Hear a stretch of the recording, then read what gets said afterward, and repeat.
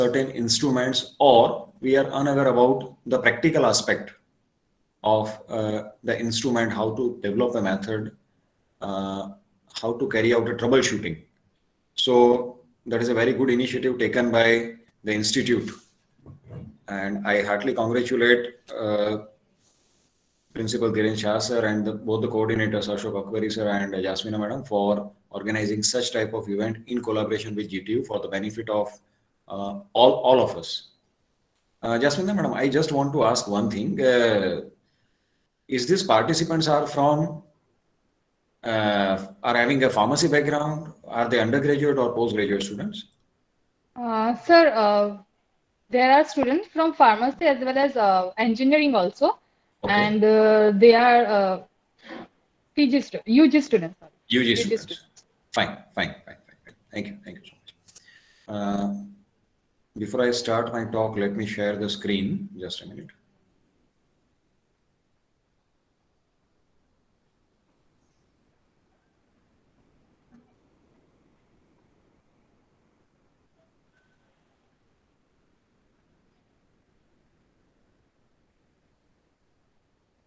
I hope my screen is visible. Yes, sir. Yes. Okay. Yes.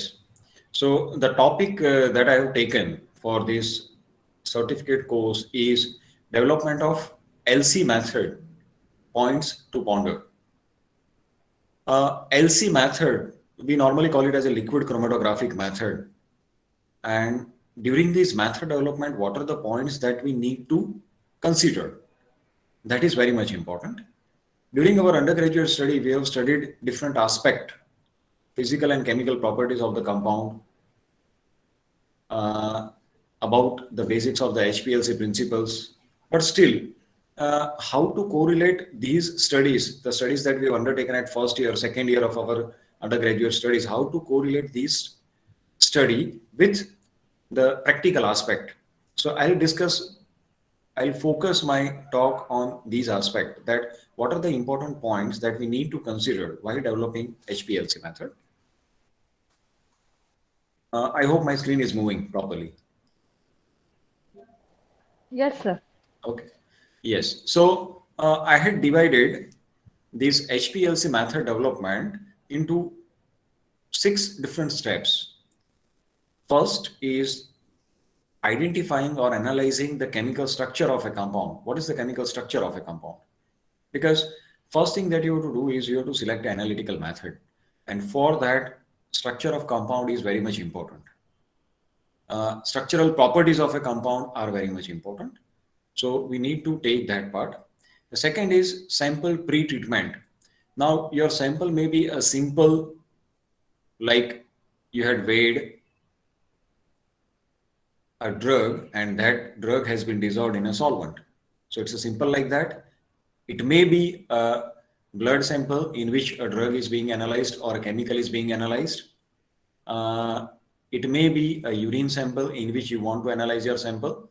It may be a formulation in which you want to analyze a sample, or it may be a synthetic mass in which you want to analyze a sample. So your sample pre-treatment is an essential aspect. We'll discuss that part later on. The third is selection of mobile phase. Then comes stationary phase and availability of the detectors. What kind of detectors do you have? Okay.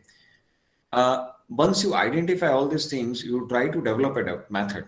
You'll start developing a method, and then comes method validation and applicability of the method.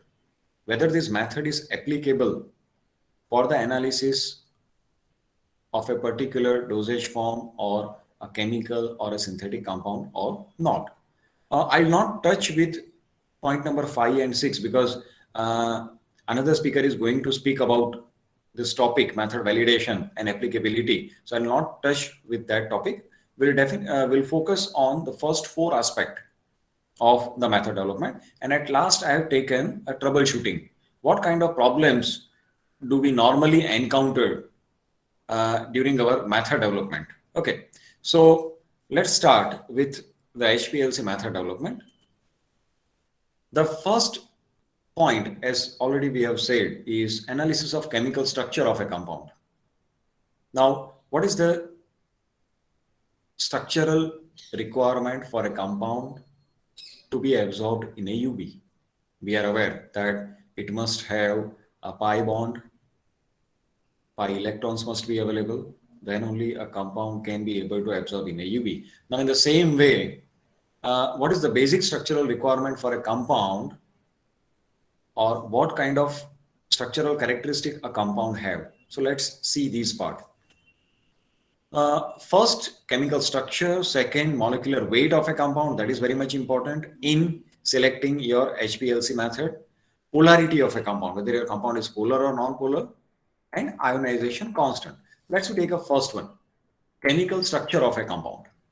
Now, the chemical structure of a compound provides best clue for the selection of initial HPLC condition. Okay, because you want to develop HPLC method, but from where to start? How will you start? For that, you should have a knowledge of a structure of a compound. Okay, then only it is possible to go with a particular method, mobile phase or stationary phase. Okay, so chemical structure of a compound provides a best clue for the selection of initial HPLC condition. For example, if it is a chiral molecule, I hope you are aware about the chirality. Okay, to a same carbon, 4 different groups are attached. That is called as a chiral carbon. So if your compound is chiral compound, and if you want to separate a chiral molecules, you should go with a chiral chromatography. If your compound is ionic in nature, you can go with an ion exchange chromatography. There are basically 5 principles, separation principles in HPLC: adsorption chromatography, partition chromatography, ion exchange chromatography, affinity chromatography, and chiral chromatography. Again, I am not going to touch with these 5 principles because it is a vast topic and I'll not be able to finish this HPLC method development part. But yes, this is an example that I have quoted. A chiral molecule. If you want to separate a chiral molecule, you should go with a chiral chromatography. If it's an ionic compound, you should go with an ion exchange chromatography. The best example of ion exchange chromatography that at home we are using reverse osmosis system, which contains different exchanges, cation and anion exchanges. Okay, that's a basic and simple example of one kind of chromatography. Now, the second characteristic of a compound that is much more important is the molecular weight of a compound. Okay, suppose your compound has a high molecular weight, like it is a macromolecule, protein, biomolecule. Obviously, they'll have thousands of daltons of molecular weight. And in such condition, you should go with a technique that can separate these large biomolecules. And for that, size exclusion chromatography is the best technique for the separation of such biomolecules. So the second property of a compound that effect is molecular weight of a compound. Suppose your compound is low molecular weight, having 500 Dalton or even less than that, you can go with a normal phase chromatography or reversed phase chromatography. RP stands for reversed phase. Now, I just want to make it interactive. So, can anyone tell me what is a normal phase chromatography? Can anyone?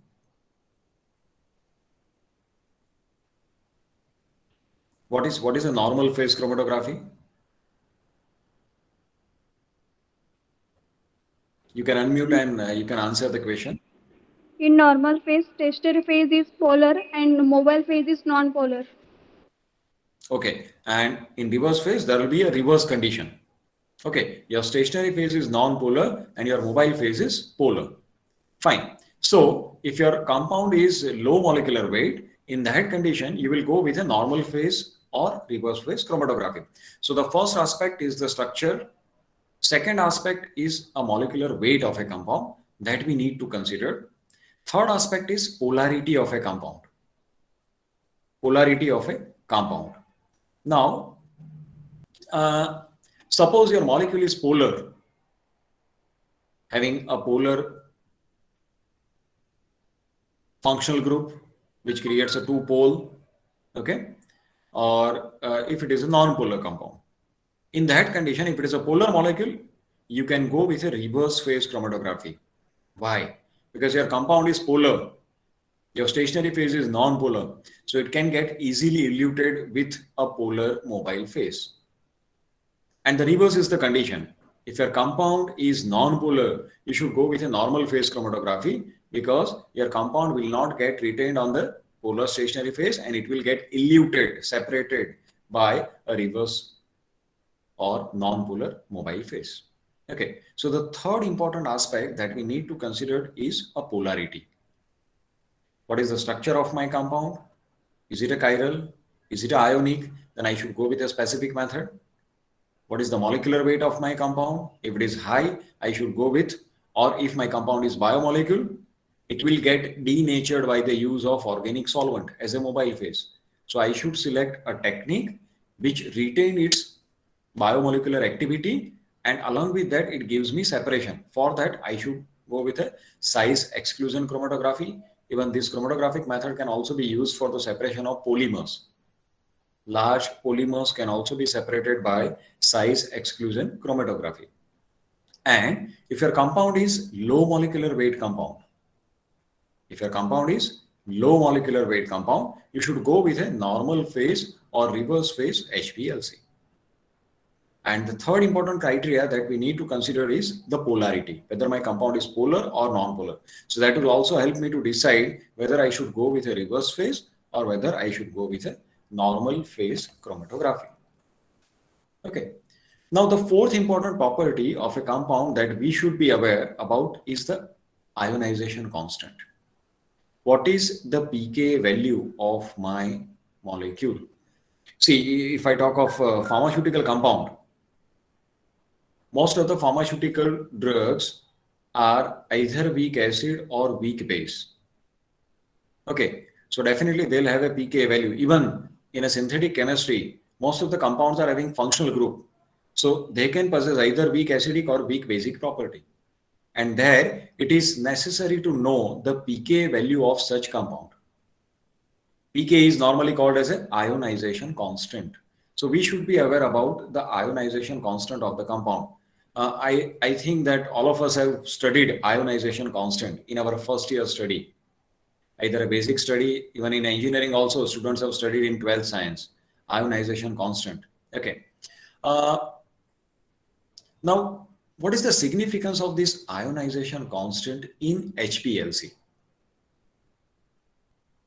What is this equation called, which I have mentioned over here? pH is equal to pK plus log salt upon acid. Yes, anyone? What is this equation called? Yes, anyone? Henderson-Hasselbalch It is an equation. Henderson-Hasselbalch equation which shows correlation of a pH versus pK. Okay, and it shows the degree of ionization. Now, what is the significance of this equation? Because many a times when we ask a question that you have studied Henderson-Hasselbalch equation in first year, where you will apply or how will you apply in HPLC? That is always a question mark in students' mind. Okay, we have studied this equation, but how it can be useful to us in HPLC method development? Let's discuss this part somewhat in more detail. Suppose pH of my mobile phase is 2 pH higher than pK value. Suppose my pK value is 4 and pH is 6. Okay, so it will be 6 minus 4, 2 plus log salt upon acid. It means that my 99.99% of drug is in ionized form. Acidic form is only 1. So I have 99 molecule out of 100 which are in ionized form. It means that my molecule will remain in an ionized form. Again, my pH is 6 and pK is 4. So the difference is 2. 2 is equal to log. Instead of salt, I'll use a word ionized form upon unionized form. Okay, so obviously it's a 2. If I take anti-log, it will be 100. So 100 upon 1. So my 100 molecules will be in an unionized form. Sorry, ionized form, and 1 molecule will be in unionized form. Fine, understood. So my compound will remain in ionized form. if I keep pH of the mobile phase 2 pH unit higher than its pKa value. Now, what will happen? Yes, can you imagine? My compound remains in an ionized form when I inject in a mobile phase. Due to mobile phase pH, my compound remains in an ionized form. So, what kind of stationary phase I need to select, or what kind of mobile phase do I need to select? Understood? Same way that already we have discussed over here. Fine, I should go with a reverse phase chromatography so that with the help of polar mobile phase, my compound can get eluted easier. Fine. Suppose if I keep 2 pH unit less than pKa, what will happen? It will be reverse condition. Unionized form is more. Now, obviously, when unionized form is more, and if I am using reverse phase as a stationary phase, what will happen?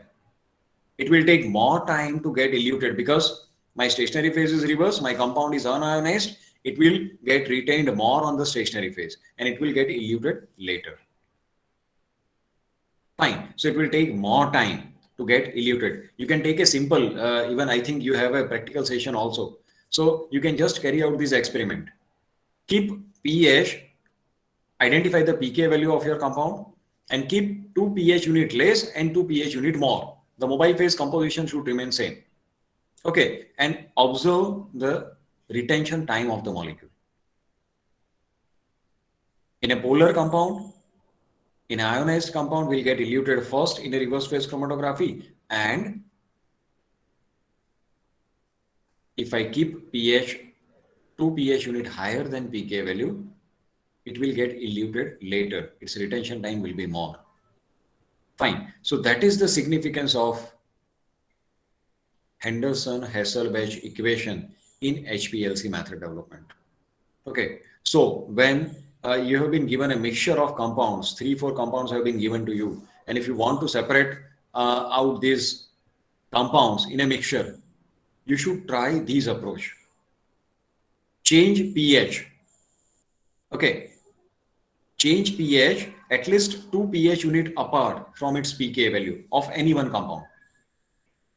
Fine. So that compound will be separated on that basis.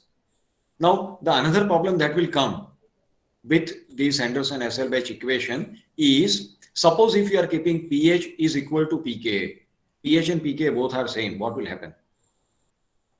Yes, anyone? If I keep pH and pKa same, what will happen?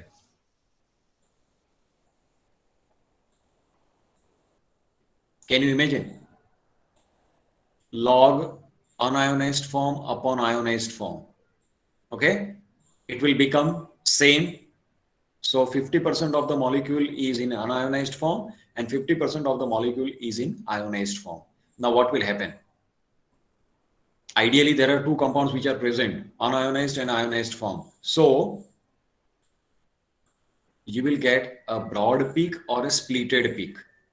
So whenever we are working in an HPLC, we many times encounter a splitted peak.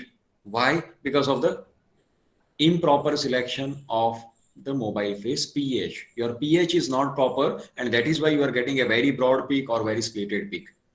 Because what will happen? Your ionized form will get eluted earlier, and unionized form will get eluted later. So ultimately, it will create a long band. Okay, broad band, and due to that, your resolution will also be very much poor. Fine. So this care should always be taken into time. The fourth property that we have discussed is ionization constant of a molecule. Fifth important parameter is log P value. Again, what is a log P? It's a partition coefficient of a compound between two immiscible solvent. What two immiscible solvent? Octanol and water. Okay, so it's an octanol water partition coefficient of your molecule. It's an octanol water partition coefficient of your molecule. Now, what will happen? If your P value is very high, what it indicates? Anyone? Octanol water partition coefficient. If your value is more than 1, what it indicates? Your compound has more partitioning or more affinity for the octanol. Yes? So your compound is lipophilic in nature. And suppose the value is less than 1, what it indicates? Your compound is hydrophilic in nature. Fine. Understood. So that is the significance of log P value in the selection of a mobile phase. Yes. So ultimately log P value indicates that the molecule is hydrophilic or hydrophobic. If log P value is higher, which indicate that the molecule is hydrophobic in nature and it affects the solubility of a compound. Fine. So fifth parameter that we have seen is log P value. The another property of a compound is solubility. Whether my sample is soluble or having solubility in which kind of solvent, because that will also affect the selection of the mobile phase. Okay. We normally use water, methanol, acetonitrile. Fine, these kind of solvent. If your compound is soluble in that, well and good. But if your compound is insoluble in normally used solvent, it may cause precipitation issue. Okay, so we'll discuss that part later on. Fine. So solubility of a compound is also an important aspect and that we need to consider.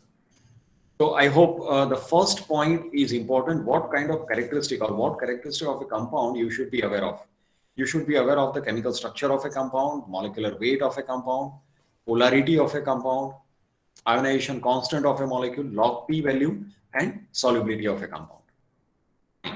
Now, moving to the next part. After studying the property of a compound, what is the medium from which you want to analyze your compound? Okay, whether it is, as I said, whether it is a blood sample, whether it is a dosage form, whether it is a synthetic mixture, or whether it is a single compound from a tablet, from a capsule. So what is the metrics from which you want to analyze your sample? And that will decide what kind of pre-treatment you have to carry out. Okay. Normally, pre-treatment is also carried out to improve detectability of the compound. There is a mistake in the spelling. It's a detectability. Detectability of a compound. Many a times, your compounds are not detected by a particular detector. You have a fluorescence detector, but your compound is not fluorescing. What you will do? You don't have PDA detector. Then you can chemically react, chemically treat your compound to make it fluorescence. Okay? It may happen that your compound do not have a chromophoric group, so it do not absorb in UV. Now you have a UV detector. How will you analyze a compound? You can chemically add or pre-treat a sample to have a chromophoric group. Fine. So to improve detectability, pre-treatment is carried out. Second, to minimize the matrix effect. As I said, along with the drug, there are so many things which are present in your sample. So how to avoid the effect of the other constituents of the sample? That is second aspect. So for that purpose also, we have to carry out a sample pre-treatment. And third is to stabilize a unstable analyte. Many a times your compounds are unstable. They are not getting, yes, is there a question, Nidhi?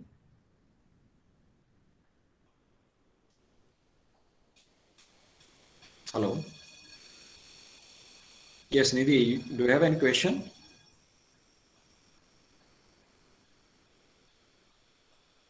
Okay, no issue. Yes. So the another problem is you want to stabilize unstable analyte. For that purpose also you have to carry out a pre-treatment. Now, as already we said, improve detectability of a compound. There are different derivatizing reagents that can be used to improve the detectability of a compound, and this derivatization can be carried out before your sample analysis, that is called as a pre-column analysis, and post-column analysis. Some of the important derivatizing reagents used are carboxylic acid, and this is the derivatizing reagent that can be used, para-nitrobenzyl and then diisopropyl isourea. For alcohols and phenols, dinitrobenzyl chloride, and for aldehyde, para-nitrobenzoyl oxyamine hydrochloride. So different derivatizing reagent can be used to improve the detectability of a compound. For this purpose, your derivatizing reagent must have certain characteristic. See, any compound, any reagent cannot be used as a derivatizing reagent, because ultimately you are going to analyze your compound in Hplc. Now you have treated your compound with derivatizing reagent, but when it goes to Hplc, it gets hydrolyzed. Okay, this compound itself is giving another peak. So what to do? Fine. So your compound must be stable. It should be non-toxic. Reaction must be stoichiometric. There should be a definite reaction, 1 Gem 1, 1 Gem 2, whatever it may be. It should react with compound readily. And derivatizing reagent must not interfere with the detection of a compound. As I said, your derivatizing reagent, unreacted derivatizing reagent is giving a peak, and that peak is interfering with your analyte. How will you minimize this problem? Okay, so that care should always be taken. That derivatizing reagent should not interfere into the analysis of a compound. Now, the another problem why sample pretreatment is carried out is to minimize the matrix effect. As I said, it's a mixture of a compound. Your compound is present in plasma or blood or saliva, and if you want to analyze this compound, we cannot directly inject blood or plasma or a mixture directly into Hplc, because there are many compounds which are present, plasma proteins which are present. It may clog your column. If it is a mixture of compound, and if you inject that sample into Hplc, many peaks will be observed. No separation, no resolution, then there is no use of such method. So to minimize this matrix effect, pretreatment is required. Okay. And various kind of methods that can be used are, you can carry out a selective solvent extraction. Solvent extraction, a best option. Yes, we all have studied in our first year, second year study, solvent extraction. At this place, we can use this solvent extraction principle for minimizing the matrix effect. Then protein precipitation using organic solvent. Now suppose if you want to analyze your sample in blood contains a plasma protein. You cannot directly inject the blood into the Hplc. Otherwise, what will happen? In presence of organic solvent, organic mobile phase, your plasma proteins will get denatured and it will get precipitated inside the column. It will clog your column. So you have to carry out a pretreatment where you will precipitate out plasma proteins. You will precipitate out plasma proteins using organic solvent or heat or by any other mean. There are many means available to precipitate out plasma protein. Now, after precipitating a plasma protein, you extract your drug out of that using immiscible solvent and then analyze your sample in that immiscible solvent. So that is the option that you can use when you are analyzing your compound in blood or plasma. The another method that we can use is centrifugation and decantation. Okay, best option where particles, floccules will get settled at the bottom and you can analyze your compound. You can analyze the supernatant and you can find out the drug quantity. Okay. So the second part is sample pretreatment. Okay. Now moving to the next part.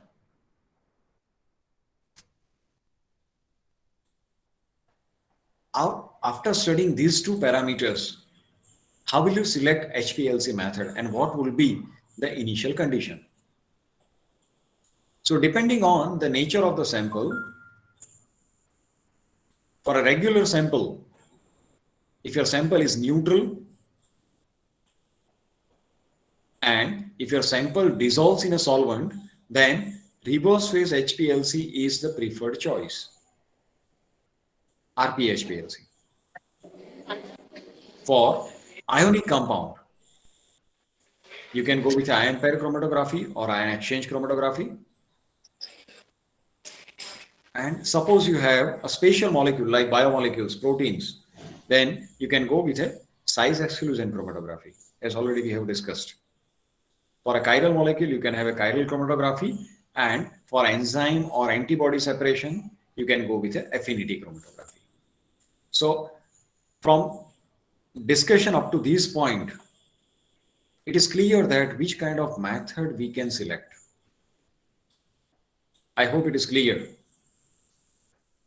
Yes, any question or any point up to this stage? Yes, anyone? Any question up to the discussion that we have done so far? Anything you want to share or anything you want to ask?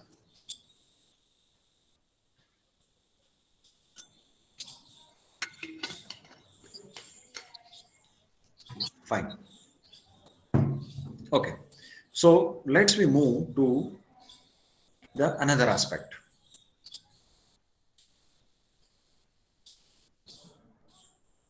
Third part. We have studied the property of the mobile phase. We have studied the property of the molecule. We have studied what kind of pre-treatment we have to carry out for a sample. Now, the third important aspect is the selection of mobile phase. Which mobile? See, in HPLC, there are two parts, two basic things. We call it as a mobile phase, and second one is called as a stationary phase. Okay. So, which mobile phase we will select? Mobile phase is ultimately a solvent or a mixture of solvent that we are using to separate out our compound. Now, how the selection of the mobile phase or on which parameter the selection of the mobile phase will depend? First is viscosity of the mobile phase.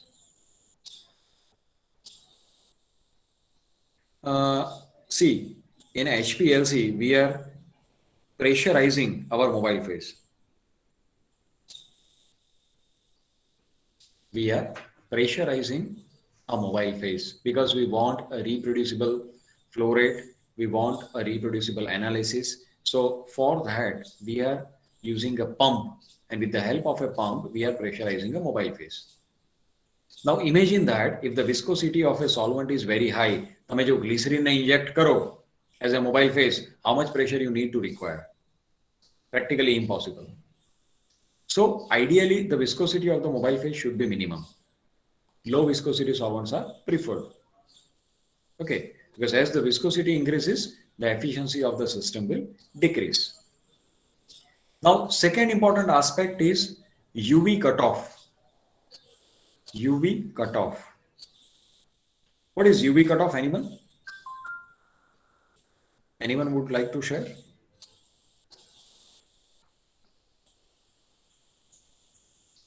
See, UV detector is the most widely used universal detector for the identification and quantification of a compound or a chemical.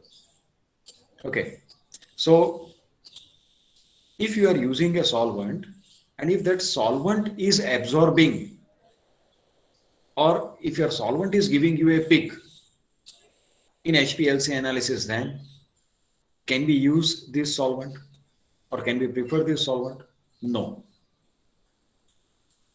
So what is a UV cutoff? It is a wavelength below which your solvent will absorb more than 1 unit in a 1 centimeter cell. It means that a wavelength below which your solvent is absorbing, in short. Okay, so up to that wavelength, we cannot use that solvent. Or if you want to analyze, we cannot use that solvent. For example, we have acetonitrile. It has a UV cutoff of 190. Best solvent to work, because normally in a UV detector, we are working from 200 to 800 nanometer. Okay, and it has a UV cutoff 190. What is methanol? It is having 205, but on a safer side, we take UV cutoff of 210. Now, if you are using a methanol as one of the solvent in a mobile phase, And if you are developing a method and you are keeping a wavelength of detection 205, can it be acceptable? You are analyzing a compound at 205 nanometer wavelength, and your methanol is having UV cutoff of 205. It means that your methanol is absorbing.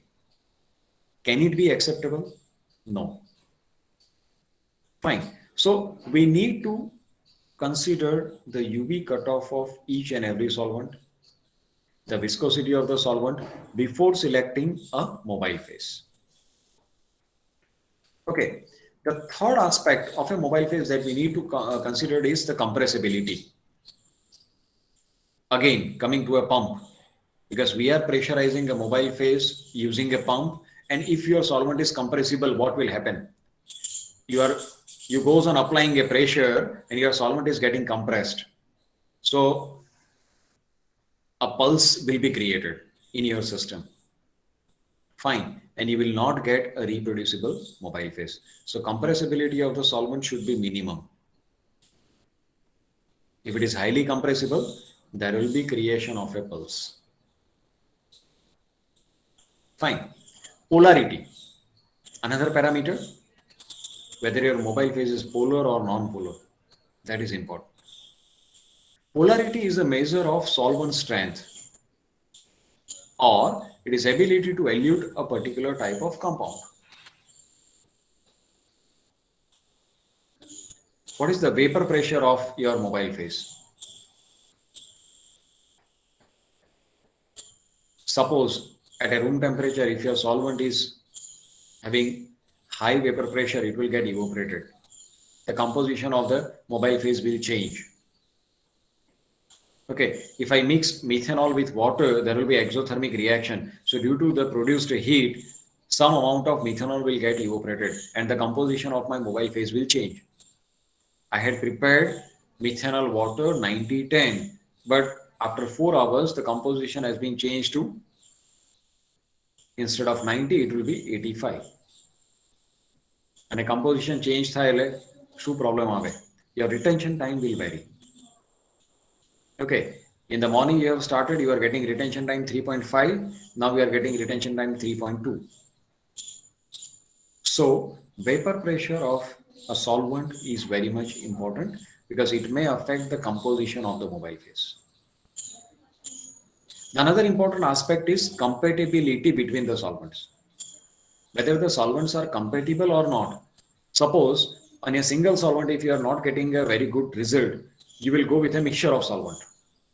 Now, whether by mixing these two solvents, are they compatible?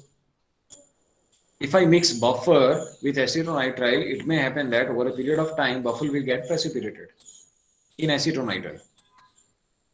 What will happen? And if I'm using a gradient instrument system, where in a one bottle I have filled a buffer, in a second bottle I have filled acetonitrile, they are getting mixed and they are getting injected into the column. They are passed through the column. Now what will happen? When they are mixed, due to incompatibility, buffer will get precipitated.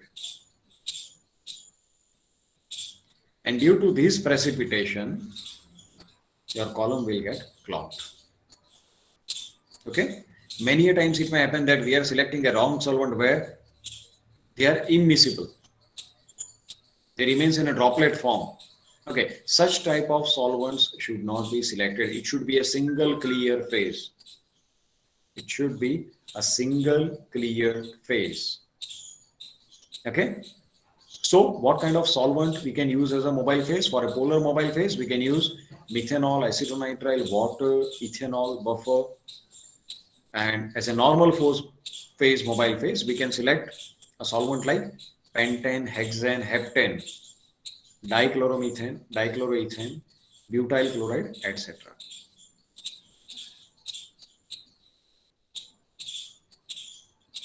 The problem with these normal phase mobile phase or solvents are they are highly flammable.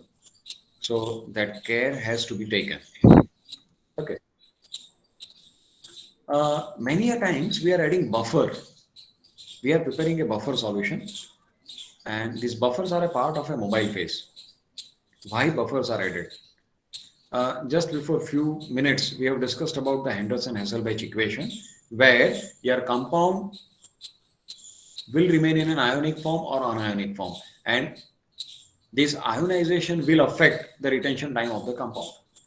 So by taking a proper buffer of suitable pH, we can control the ionization or unionization of a molecule. Okay, and that is why buffers are preferred. For a buffer, two things we need to consider. We need to consider the UV cutoff of a buffer and buffer capacity. Okay, so these two things should be bear in a mind before selecting a particular buffer. And normally the buffer concentration should be between 10 to 50 millimolar. It should not be higher than that, because again, you are going to pass a buffer through a column and a detector. And if a buffer gets precipitated inside a column or a detector, it will damage both the things. Okay, and it cost very much high. So that is why care should be taken that high buffer concentration should be avoided. Normally start with a low buffer concentration. If you are getting a broad peak, you can increase the concentration up to 50 millimolar, but you should not go beyond that.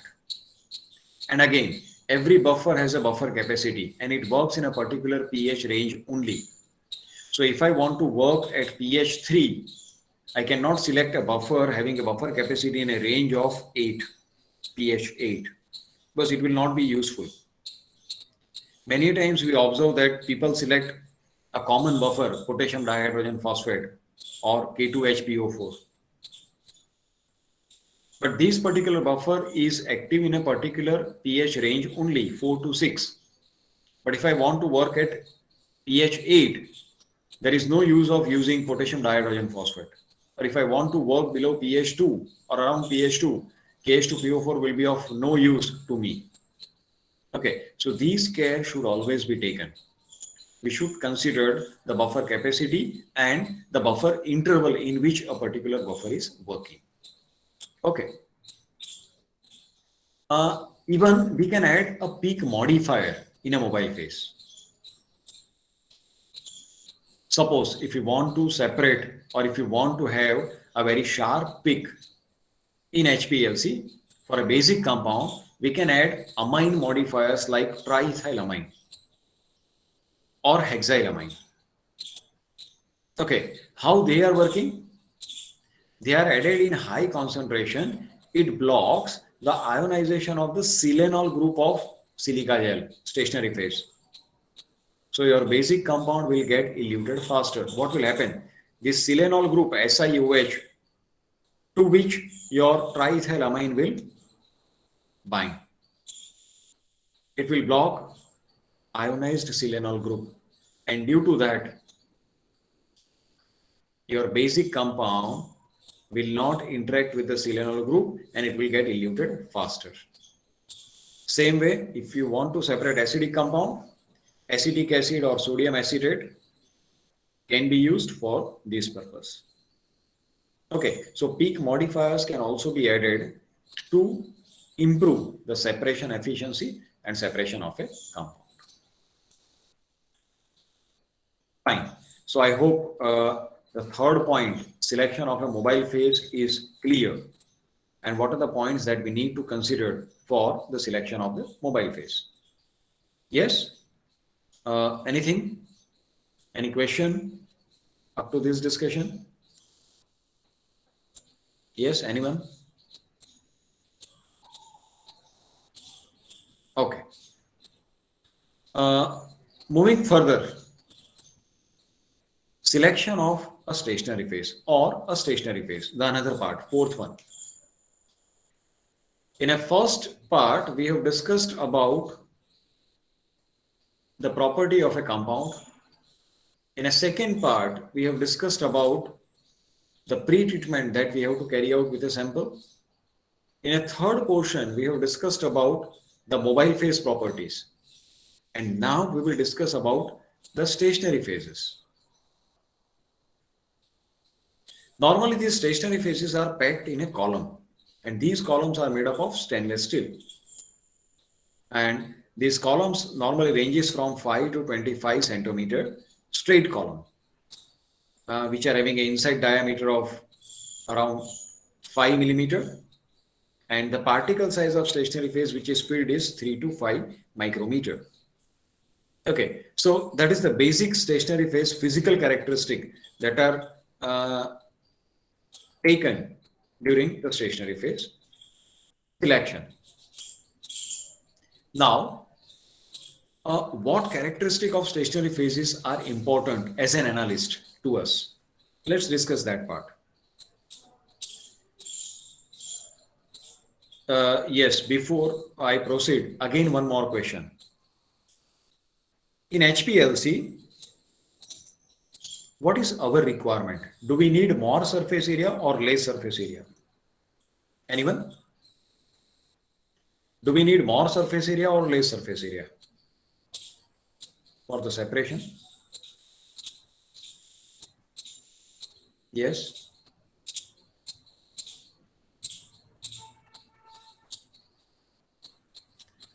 Do we need more surface area for the separation or less surface area? More. We need more surface area. Why? Again, Jagruti. If we keep more surface area, what will be the number of theoretical plate? It will be high or less? High. Theoretical plate will be high. Okay, so ideally we want a more number of theoretical plate. Now, what is this theoretical plate? Yes, again. What is a theoretical plate?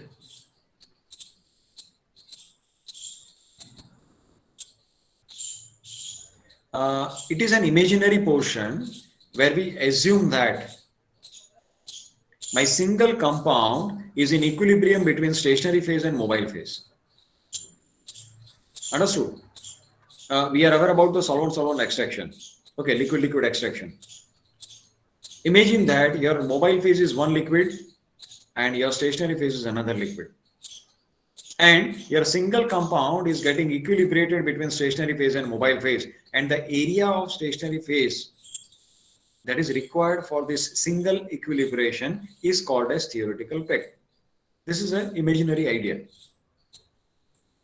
Fine. If I have more number of theoretical plate, which means that more number of compounds can be separated by my stationary phase, and that is the ideally required condition. Yes, no. Okay, so I need a more surface area for a stationary phase. So that is one aspect.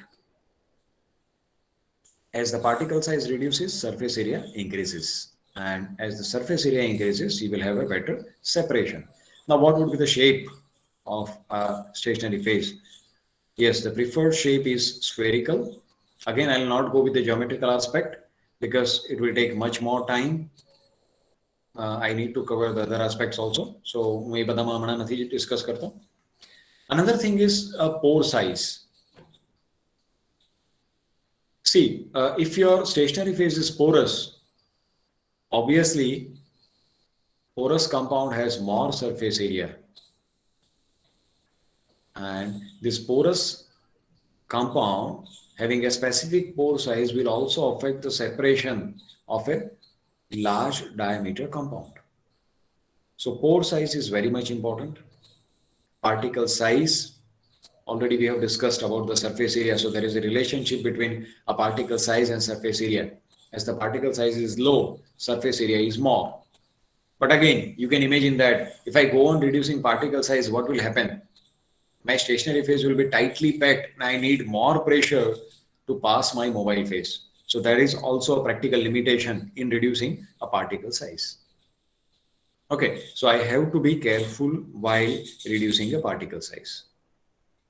Normally in UPLC, ultra performance thin layer chromatography, the particle size used is 2 to 3 micrometer, between 2 to 3 micrometer. And in normal analytical chemistry, we use a particle size of 5 micrometer, between 3 to 5 micrometer, not below that. Okay. Yes, so that is the stationary phase characteristic. Another characteristic is particle size distribution. Now, if I have a 5 micron particle, 2 micron particle, 1 micron particle, 10 micron particle, and if I mix together and if I pack in a column, what will happen? They are too tightly packed. So size distribution should be minimum. Again, you have studied in engineering practical, particle size distribution, how to find out particle size distribution. Yes, that concept is useful over here. There should be a narrow distribution of particle size. Your packing should be chemically stable because you are going to apply a pressure up to 5000 psi. So your stationary phase should withstand this pressure. It should have a chemical and physical stability. Again, you are going to use a acidic or basic mobile phase. In acidic condition, you can go up to pH 2, not below that. And in a basic condition, you can go pH up to 8, not above that.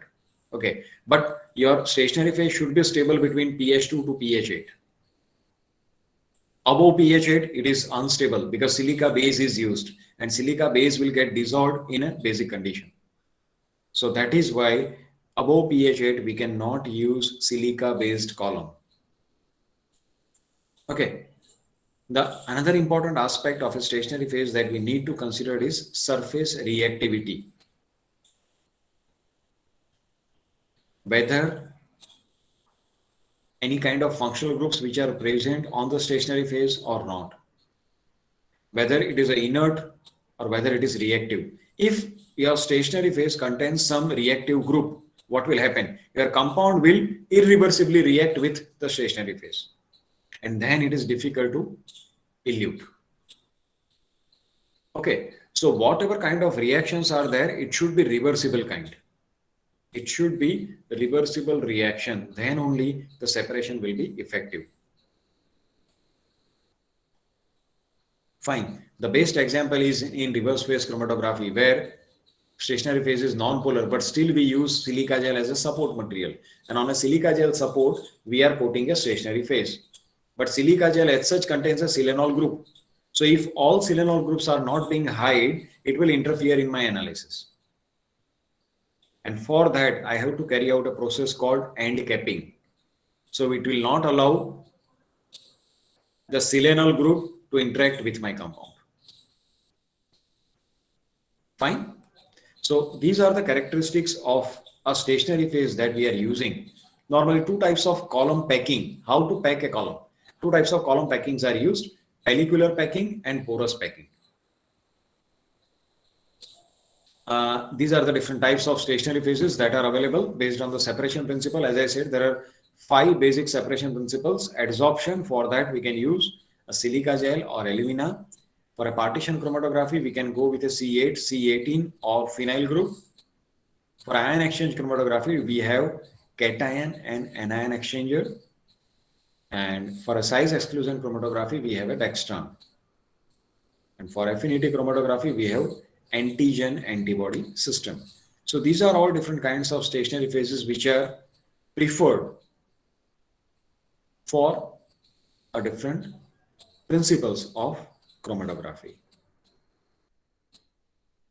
Now, once you have selected a mobile phase, once you have selected a stationary phase, the next question comes is selection of detector. Normally, we do not have much choice for the selection of a detector because we have a limited number of detectors. As far as educational institutes are concerned, we have a UV detector or PDA detector, and if the condition is good, we can have a fluorescent detector, not beyond that. Okay. But even there are mass detectors. Mass can also be used as a detector in HPLC. And that is why we normally call it as a LCMS or LCMS, where mass is employed as a detector. Mass itself is having advantage there. It helps you to identify a compound because you will have a fragmentation pattern. You will have a molecular weight of a compound, and that helps you to identify the unknown molecule. So in liquid chromatography, you are performing a separation, and that separated compounds are being fragmented in mass spectroscopy, where mass is used as a detector and you can identify your compound. Now we have many detectors, but out of which detector to select? The first and the foremost question is availability, whether it is available at our premises or not. Second thing, properties of a compound. If my compound is fluorescing, I need to use fluorescence detector because fluorescence detectors have more sensitivity. Peak purity analysis is required or not. Suppose if you are performing analysis of stability samples, if it is not a routine analysis of dosage form, and if you are performing a stability analysis, peak purity analysis is required. You have to carry out a peak purity analysis. Another thing is sensitivity. What is the sensitivity required for this detector? How much sensitivity is required for a particular analysis? If I need a microgram level sensitivity, I'll go with UV detector. But if I need nanogram or picogram level sensitivity, and even I want to identify the compound, I'll go with LCMS. If I need only sensitivity, I'll go with a fluorescence detector if my compound is fluorescing. So what kind of sensitivity is required? That is very much important. Mobile phase used. Which mobile phase you are using, because as I said, in UV, you have a different cutoff values of a solvent. In a fluorescence, only a particular type of solvents can be used. Otherwise, they'll interfere in the analysis. Okay, so what kind of mobile phases you are using, that will also affect the selection of a detector. Fine. So after having this basic idea of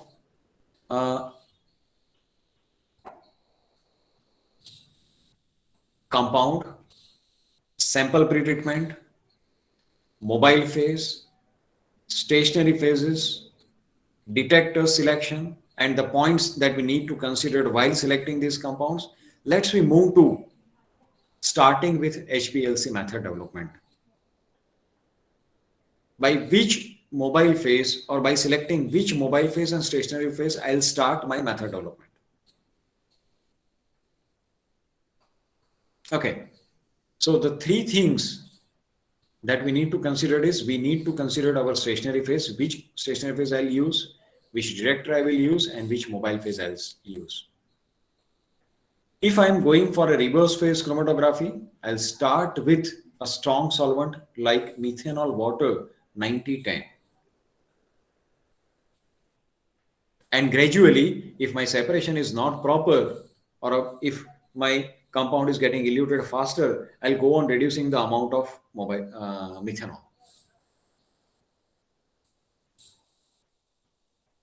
So in a second line, I have already mentioned, if peak gets eluted earlier, then reduce the amount of methanol and use mobile phase methanol water 70-30 and so on. So you can slowly go on reducing the mobile phase methanol water amount of methanol, and you can carry out the separation. Even you can start a study in reverse phase chromatography using a mobile phase acetonitrile water 90-10, which is considered as a strong mobile phase. Slowly, if no proper separation is achieved, slowly you can go on reducing the amount of acetonitrile from 90 to 80, 80 to 70, and then you will come to know where your compound peak is getting separated. Suppose if tailing is observed, you can use a buffer. There are different reasons for tailing. What do you mean by tailing? You have, instead of a sharp peak, you will have a tailed peak. There are different reasons for having a tailing. One, your column is very old, so that is why you are getting a tailed peak. The second reason of tailing is your pH selection is not proper. The pH that you have selected for a mobile phase is inappropriate. Just now we have discussed about the pH selection. What should be the pH of the mobile phase? Okay. If my pH is inappropriate, in that condition, what will happen? I'll get a broad peak or a tailed peak. Okay. So in such condition, I need to adjust pH using a buffer. So I can add a buffer in place of water in a mobile phase. And as I said, start with a low molarity of a buffer. And which buffer you will select by considering its pKa value. What is the pKa value of a buffer and what pH you require? Based on that, select a buffer.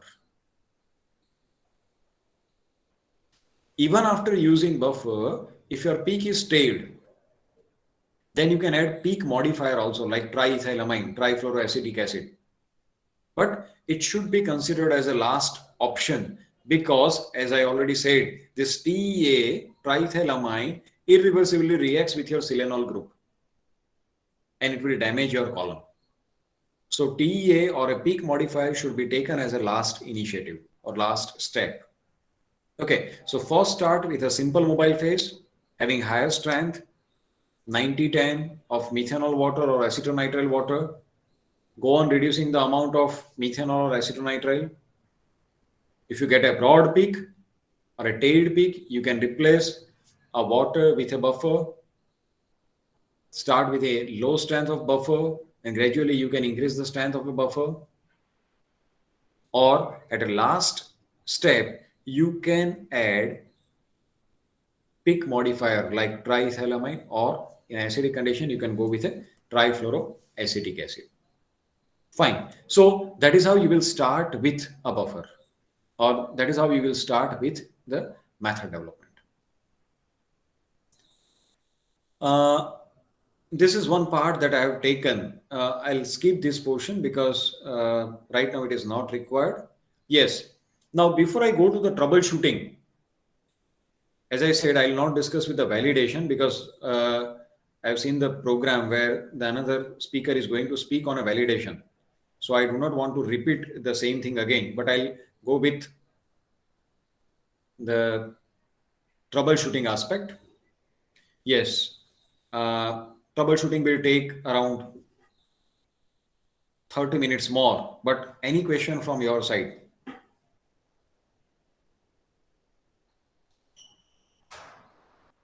Any question? Participants can ask any doubts or question, anything. See, friends, I've taken 4 basic aspects for a method development that you should consider before starting with HPLC method development. You should be aware about the compound property. You should be aware about the mobile phase property, stationary phases property, and the matrix effect. What is the nature of your sample? Okay, so these 4 basic things we have already discussed. And from where you will start with HPLC, that also we have discussed. Fine. Now I am planning to move to troubleshooting. What kind of problems we normally encounter during our working with HPLC. So any question or what can I say, any point of discussion, if you feel, then I'll move to troubleshooting aspect. Yes, anyone?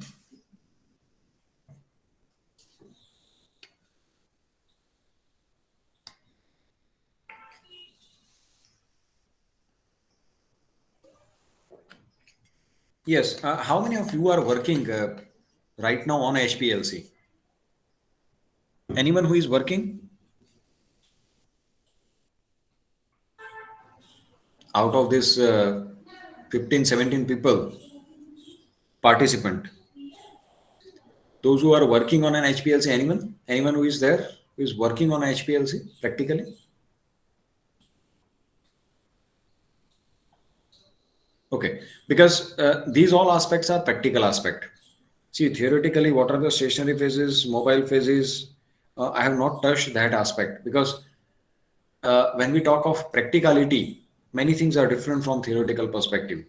When you will start working on that, you will observe that theoretical thing and practical aspect, both the things are different. Okay, fine. Let me start with the troubleshooting aspect. What kind of problems we normally encounter while sir working with HPLC? Yes, yes. Sir આપણે ટીઈએ છે તે એકવાર use કરી લઈએ તો પછી એ column આપણે second time use કરી શકીએ? યસ યસ યસ ટીએ વાળી કોલમ સેકન્ડ ટાઈમ યુઝ થાય, પણ પ્રોબ્લેમ એવો આવે છે કે ટીએ ઇરિવર્સિબલી બાઇન્ડ કરે છે, બરાબર? એટલે લોંગ પીરિયડ માટે એ કોલમની લેન્થ અને એજ બંને ઓછી થતી જાય. Because ultimately શું થશે, it will reduce the bonding of silica gel and your stationary phase. Fine. Okay, So sir. you can use, but again, as I said, it should be the last option.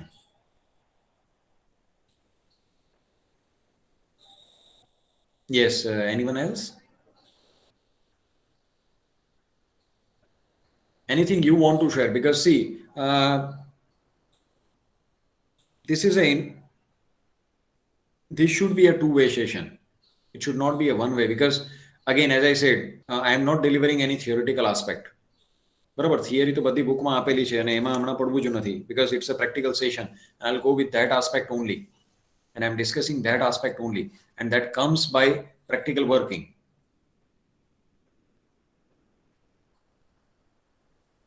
Yes, anything you want to share? Any other thing? Fine. Let me start with the troubleshooting aspect of HPLC. Okay. I have divided the problems into different types, like certain problems related to the chromatographic peak. You are getting a tailed peak, or there is a peak tailing. What is the problem with peak tailing? Can't it be acceptable? See, this peak tailing causes reduced resolution. Now, obviously, you can imagine that if your peak is stayed and the another compound is getting eluted, the resolution between two compounds reduces. So it causes reduced resolution, compromised precision. Your precision will also get compromised, and you will not get reproducible result. Okay, so these are the problems. Now, why this peak tailing occurs? Let's see the reason. The one reason is your column is bad, like your column is old column. Okay, what is the problem with the old column? There is nothing wrong with the old column, but the old column where the binding between the stationary phase and your silica gel has disrupted. Okay, and second thing, you have used this column for a longer period of time, there will be certain kind of impurities which has accumulated on the one side of the column. Fine. So due to that, you are getting a tailed peak. Your mobile phase pH is improper. That is another reason. See, when the column is bad, it is not in our hand. We have to replace the column. We cannot do anything. Okay, but improper selection of a mobile phase pH strength is in our hand. Third, column is not end capped. Previously, as I discussed, that when you are using a reverse phase chromatography and silica gel as a support material, we need to hide the selenol group, unreacted selenol group, and that is done by a process called end capping. Commercially now, most of the columns are end capped columns only, so there is no much issue about these aspects. And fourth important thing is overloading of sample.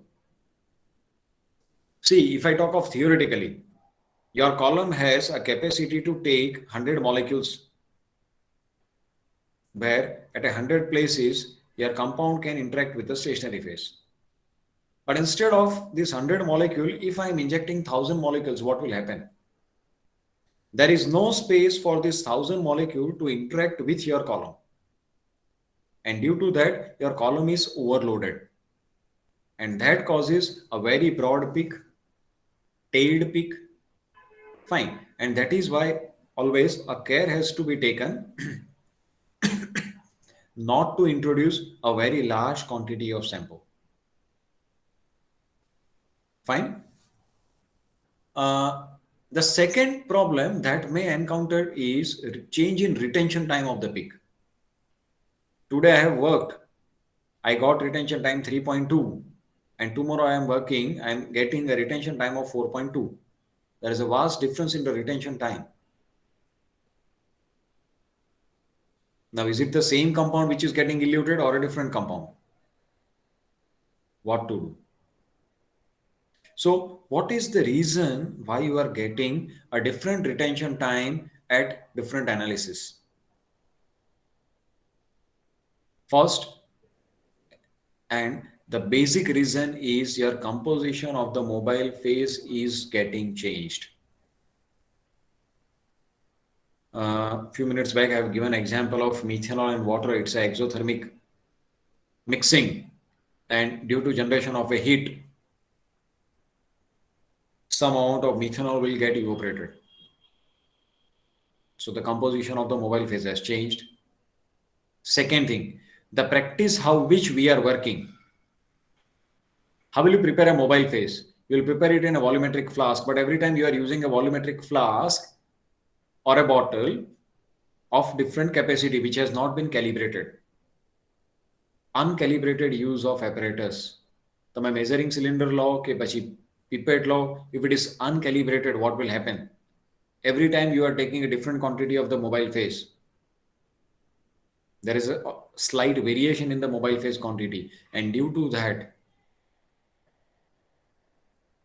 your composition is varying every time and you will not get reproducible retention time. Second is change in column and detector temperature. Many HPLCs are having column oven, and if your temperature is not being regulated properly, or if your oven is not properly working, or if you have set a wrong temperature, obviously your retention time is going to vary. Change in the length of column tubing. Now, I hope all of you have seen the HPLC instrument. Between a sample injection and a column, there is a tubing. Tubing is used. And if I change the length of this tubing, what will happen? It will take more time to reach a sample to the column. And obviously my retention time is also going to change. I have not changed any parameter. Everything is okay. My stationary phase is okay. My mobile phase is same. But I have changed the tubing length. Which tubing? The tubing which carries mobile phase and sample from sample injection pot to the column, or from a column to the detector. I hope you have seen that white tubing which is being used. Okay, if I change the length, what will happen? If I change the diameter, what will happen? Obviously, your retention time is going to change.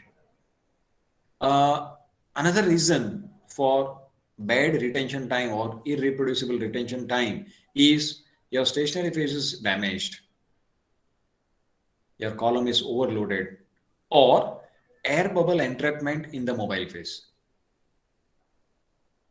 And that is why always it is said that purge your mobile phase before you introduce into the HPLC system. We want a pulseless delivery of a mobile phase. And if my mobile phase contains a air bubble, my system will not be able to find out whether it is air bubble or a sample or any other thing. So what will happen? There will be a pressure fluctuation, and due to that, your retention time will change. Okay. So these are the reasons why I'm getting a different retention time.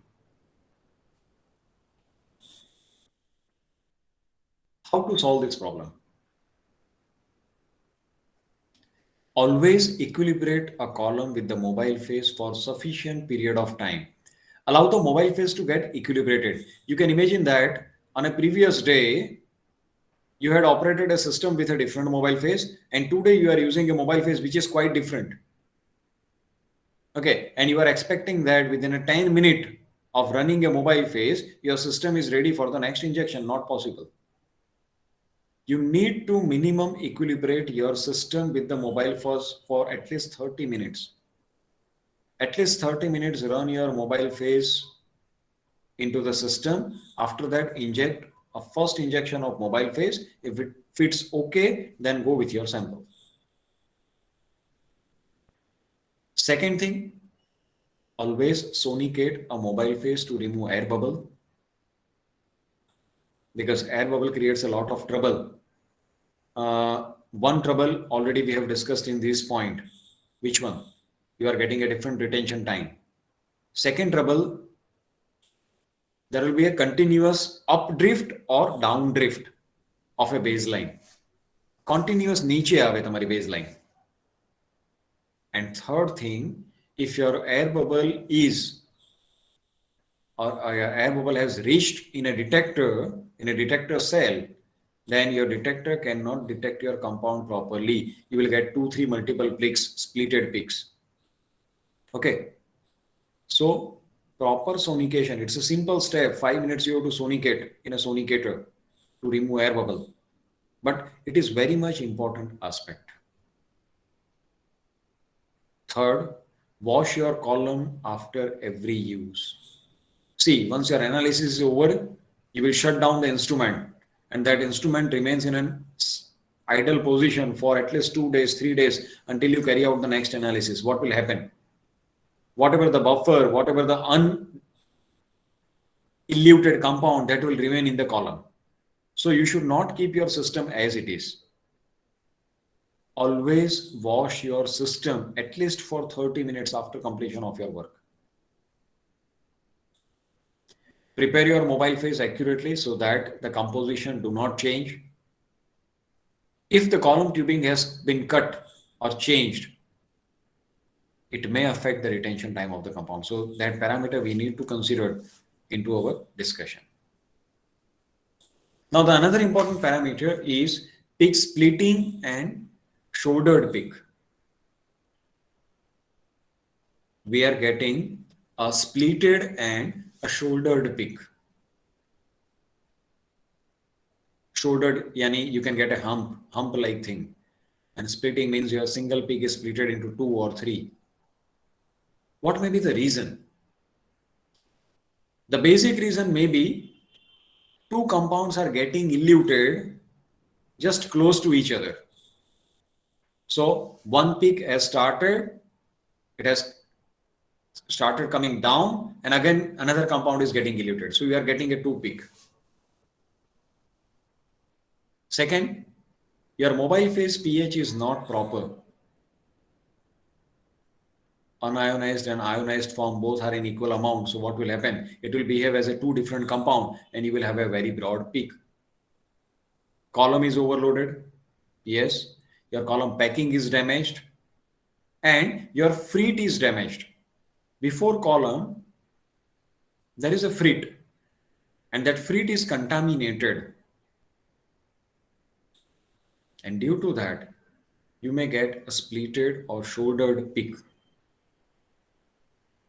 So how will you minimize this problem? See, if 2 compounds are getting eluted at the same time, you don't have any other option. You have to change the mobile phase. Okay. The point that we can consider is the mobile phase pH should be at least 2 pH unit apart from the pK value. We had already discussed this part in mobile phase selection. Okay. So your pH of the mobile phase should be at least 2 pH unit apart from the pK value of the compound. Second, you can reduce the column overloading. How you can reduce? By reducing the concentration of a compound. If frit is damaged, you can replace the frit. Wash column with warm water and then with methanol water for 30 minutes. Now, column washing we have discussed. How will you carry out column washing? If you have used a buffer, you wash a column after completion of your work, you wash the column with warm water, warm Hplc water. And once that part is over, then you can wash it with methanol water 80-20. And you can keep the system as it is. And if your system is going to remain idle for a long period of time, like 1 month, 2 months, then instead of methanol, you can use acetonitrile water, 80-20. Because methanol is a volatile solvent, acetonitrile is comparatively less volatile. So in that condition, the column remains stable. Even the another option, if your column is getting damaged, you can use another option. That option is column regeneration. Regeneration of a column. Okay. And the last option that you can use is reverse the column. તમે જ્યારે HPLC ઇન્સ્ટ્રુમેન્ટમાં જોઈએ હશે, it is in a particular direction. There is an arrow. So you keep column in a particular position. If your column is damaged, if you are not getting a proper peak, as a last option you can do is you can reverse the column. What will happen? Whatever the impurities that are there on one side of the column, when you reverse it, impurity will be minimum. So you can use that column by reversing for a certain period of time. Yes, definitely it has been damaged, so you cannot use it for a longer period of time, but for a small period of time, your work cannot be hampered. Okay. The another problem that may encounter is we are getting a broad peak. Now we have discussed the reason for that. If your column is overloaded or your mobile phase strength is weak. Mobile phase strength is weak. What do you mean by that? You are using methanol water 50-50. Okay, it's a weak solvent. You can increase the level of methanol, or even you can increase or you can add a buffer, and where you can increase the strength of the buffer. From a 10 millimolar, you can go up to 20 millimolar or 30 millimolar as it is required. It will improve the strength of the mobile phase. What do you mean by strength of mobile phase? Your mobile phase is weak so that your compound is not getting eluted out of the stationary phase. A stationary phase ઉપર જ રહે છે, એ નીકળતો નથી. બરોબર? So to avoid this problem, you have to increase the strength of your mobile phase. How will you increase? As I said, you can have what you can say, higher strength of buffer concentration from 10 to 20 to 30 millimolar of a buffer, or you can replace a particular solvent also. So how will you solve this problem? You can reduce the concentration of a compound so that overloading can be minimized. You can increase the strength of the mobile phase by increasing mobile phase percentage, increase the concentration of the buffer. Or the another option that we can use is, the viable option that you can use is, you can increase the flow rate of the mobile phase. When you increase the flow rate of the mobile phase, your compound will get eluted faster. So chances of broadness will not be there. If you have remembered, in a chromatography, you have studied a chapter called chromatographic peak broadening, where sample introduction plays an important role. What will happen? Your band has getting separated, and if you allow more time for band to remain in the stationary phase, your band compound will get diffused and it will give you a broad peak. So to avoid this diffusion, you can increase the flow rate of the mobile phase. And due to that, your compound will get eluted faster. Your compound will get eluted faster. The another problem that may arise is pressure fluctuation in the pump. There is a wide fluctuation in a pressure. See, normal fluctuation will be there. 5-10 units fluctuation will always be there. But there is a wide fluctuation in a pump pressure. One reason, your mobile phase is entrapped with air, and due to that, when a pressure is applied, there will be fluctuation in a pressure of the mobile phase. This example already I have given. When methanol is mixed with water, there is an exothermic reaction, so air bubble will be created. and that causes pressure fluctuation. And this problem is more with gradient dilution. When you are using a gradient dilution, you are using a two separate bottle, one for methanol, one for water, and they are mixed inside the Hplc system. And if there is a no degasser, then there will be bubbles creation, and that bubbles will cause fluctuation in a pressure. So how to solve this problem? This problem is basically related with degassing. So you have to carry out the sonication, or you have to use a degasser in a system. There are many systems which are having inbuilt degasser. So there is not much issue with the degassing, and provide sufficient time for the equilibration of the mobile phase. Column damage, that is another issue, or another aspect. If the stationary phase of the column is damaged, and when it is damaged, it causes changes in the retention time, tailing in the peak, broad peak, less number of theoretical plate, race resolution, and many more things. What is the reason how column will get damaged? When you are using buffer in a mobile phase, and if this buffer is not properly washed, it may cause buildup of buffer in the column. Second thing, your sample is not properly filtered. So whatever the impurities are there, that impurities will get builded upon the column. And when you are using a very highly acidic or basic pH of the mobile phase, it will cause damage to the stationary phase and the silica gel reaction. Because on a silica gel, by chemical process, you are absorbing a stationary phase. And if I use a highly acidic condition, normally it is preferred that you should not use pH below 2 for a mobile phase, or pH above 8 for a mobile phase. Okay. And if you are using such a high or low pH, it will cause hydrolysis of this chemical reaction bond, and your bonding is damaged. There is a buildup of particulate contamination over the column. That is another problem. So how to solve this problem?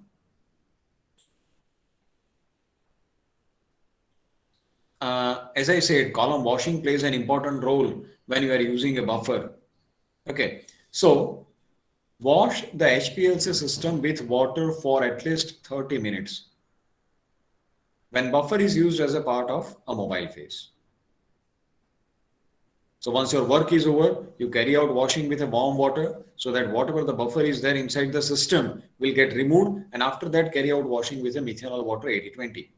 You cannot store your column in a water. There are chances of microbial growth in aqueous condition, and that is why methanol water 80-20 or acetonitrile water 80-20 is preferred solvent for storing a column or a system. Okay. Second thing, your pH of the mobile phase should be between 3 to 8. Some companies have already prepared acid stable columns that can be used for a specific pH, but it should not be used below specified pH. Another important thing that we can use is a guard column. A small part of a column above your actual analytical column. So what this guard column will do, it will trap all the particulate matter. Okay, and it will saturate the mobile phase with the stationary phase. And due to that, the damage to the analytical column, which is your main part, will be minimized. Fine. So this thing can be used to solve the problem related to the column damage. The another problem that may encounter is a baseline noise. Your baseline is not clear. You had waited for 30 minutes of the saturation of the mobile phase. You have saturated the system for 30 minutes with the mobile phase. Still, your baseline is not clear. It is drifting up or down. You are getting a ghost peak, unwanted peak. You do not know it is because of what? Spurious peak. Okay, what may be the reason? The one thing is your mobile phase contains certain impurities. See, mobile phase is normally made up of a solvent. And when you are using a HPLC grade solvent, normally no problem arises. But when you are adding a buffer, these buffers are made up of AR grade solvent or AR grade reagent. And analytical reagent grade are having less purity compared to HPLC or extra pure grade. So due to that, that impurities will be added into your mobile phase and it will create a problem. Okay, so always use HPLC grade solvent. There are many buffer compounds which are not available in HPLC grade because of the cost. There you can use extra pure or analytical reagent grade. Never use LR grade quality of buffers. Okay. Another thing is air bubble entrapment. There is an entrapment of air bubble. And due to that, there is a continuous up drift of your baseline. Every time your mobile phase should be freshly prepared. But if you are using an older mobile phase, there are chances of microbial growth and which may causes contamination of the mobile phase. Fine. So due to that, there will be a baseline noise. So how to avoid this problem or how to solve this problem? As I already said, use proper grade of chemicals to prepare the mobile phase.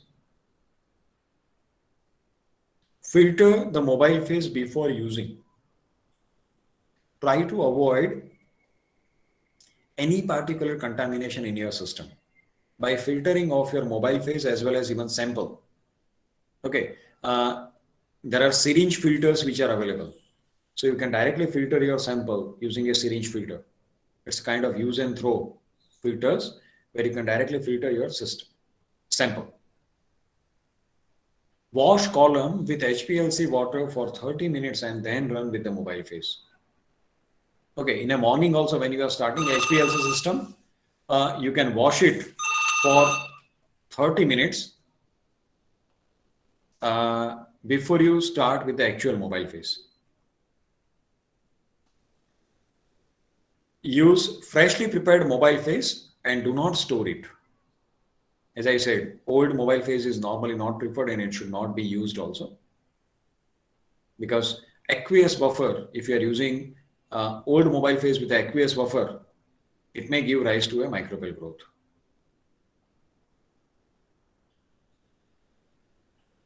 Air bubble entrapment in detector. Suppose air bubble is entrapped in your detector and it is removed by proper washing. Okay, how to remove? You can carry out a washing with a water and it will get removed.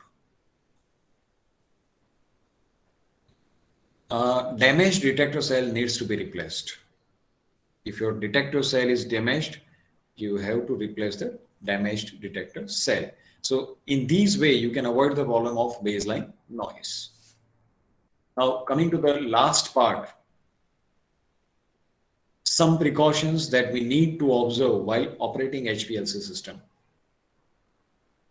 First point to be remembered, always check the cutoff value of the mobile phase before you select analytical wavelength. Column washing in presence and absence of buffer. How will you wash your column? Suppose there is no buffer and your work is over, you can wash it with methanol water or acetonitrile water, as I said. But if a buffer is present, you can wash it with the water first, then go with a methanol water or acetonitrile water. Okay. Many a times we left injection pot unattended. તમે injection આપી દીધું છે. You are washing a system, but you are not washing the injection pot. Okay, so what will happen? Your previous sample will get deposited inside the injection pot. And તમે જ્યારે next time sample analysis કરશો, it will give a traces of it.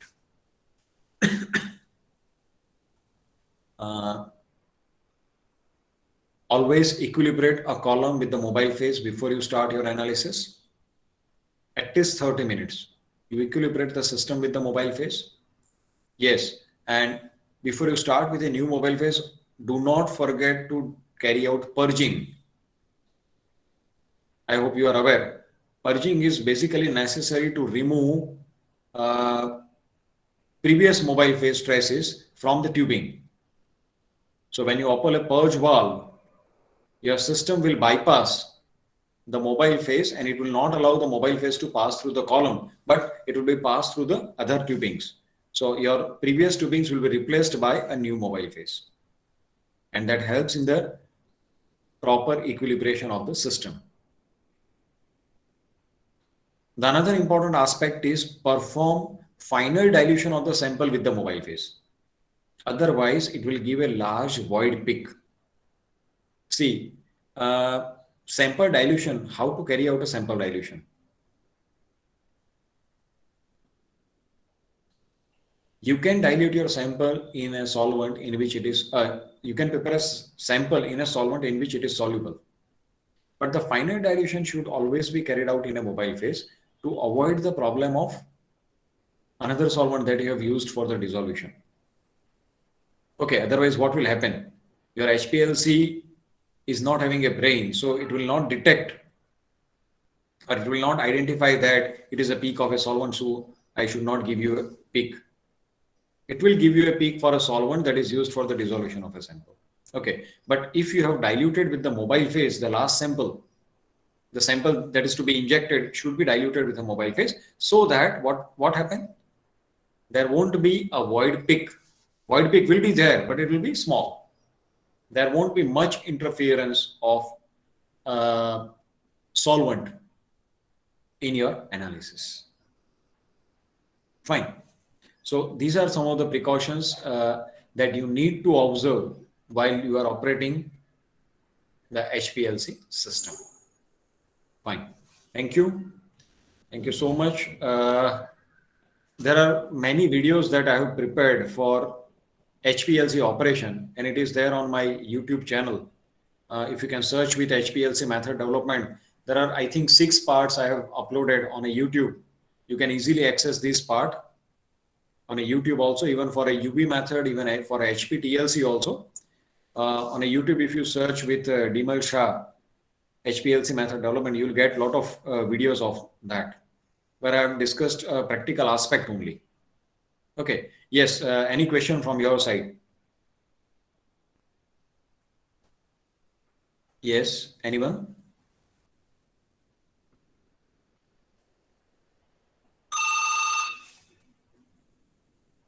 Anything I can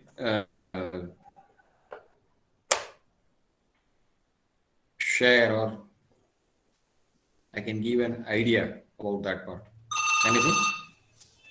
Just. Any question from any participant?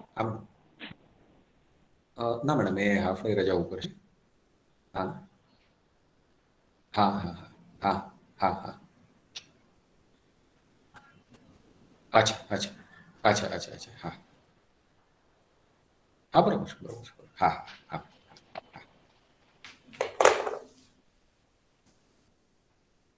Yes. Anything from your side? Any question?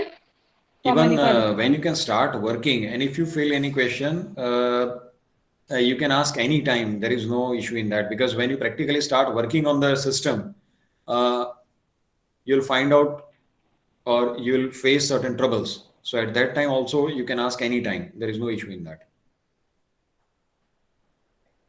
Thank you, sir. Thank you.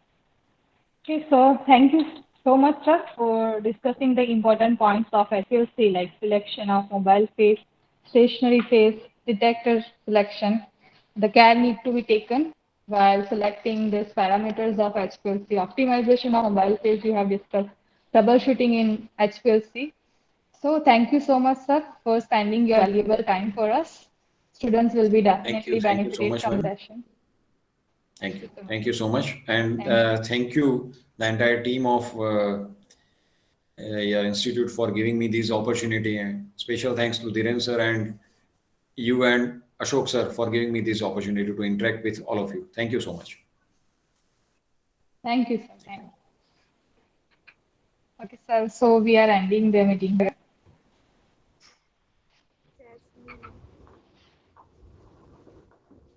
Yes, you can leave now. All of you can leave. Okay, ma'am. Thank you.